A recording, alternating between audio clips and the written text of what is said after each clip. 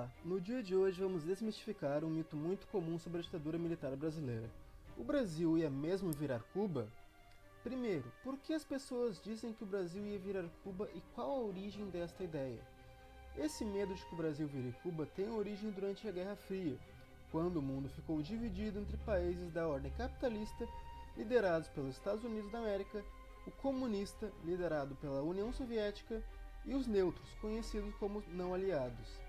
Os países capitalistas assistiram aterrorizados quando a revolução que teve início em Cuba, em 1959, se inclinou para o lado da União Soviética.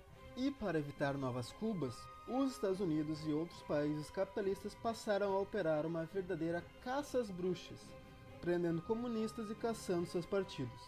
Essa caça gerou uma verdadeira paranoia em relação ao perigo vermelho e a ameaça de uma nova revolução. Mas de fato, o que aconteceu em Cuba? Antes de 1959, Cuba era governada pelo ditador Fulgêncio Batista e servia para complementar a economia norte-americana, sendo que os Estados Unidos mandavam e desmandavam no governo cubano.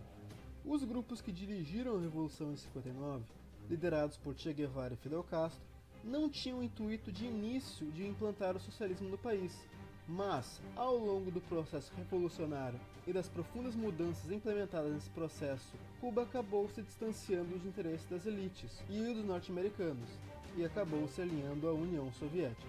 Mas afinal, no Brasil, havia possibilidade disso se repetir? O presidente do Brasil na época do golpe militar em 1964, João Goulart, havia sido muito acusado pela direita de ser comunista, desde antes mesmo da sua posse. A reabertura das relações diplomáticas com o bloco comunista, enquanto ele era vice, e suas reformas de base, instigaram um medo forte na direita, que em conjunto com a mídia acabaram criando uma campanha difamatória e aterrorizadora na população. Porém, estudos historiográficos nos mostram que Jango não era comunista, mas sim aliado a uma política que chamamos hoje de trabalhismo.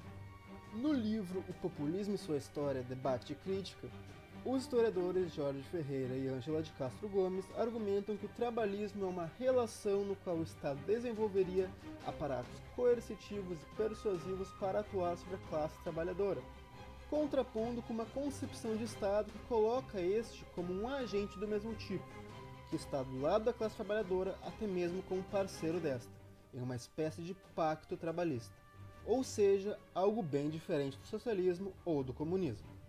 Na prática, João Goulart era considerado um conservador dentro da esquerda e um radical para a direita, até sendo esse um dos motivos pelo qual ele ficou sem muito apoio durante o golpe. Então pessoal, espero que tenham gostado do vídeo e até a próxima. Tchau!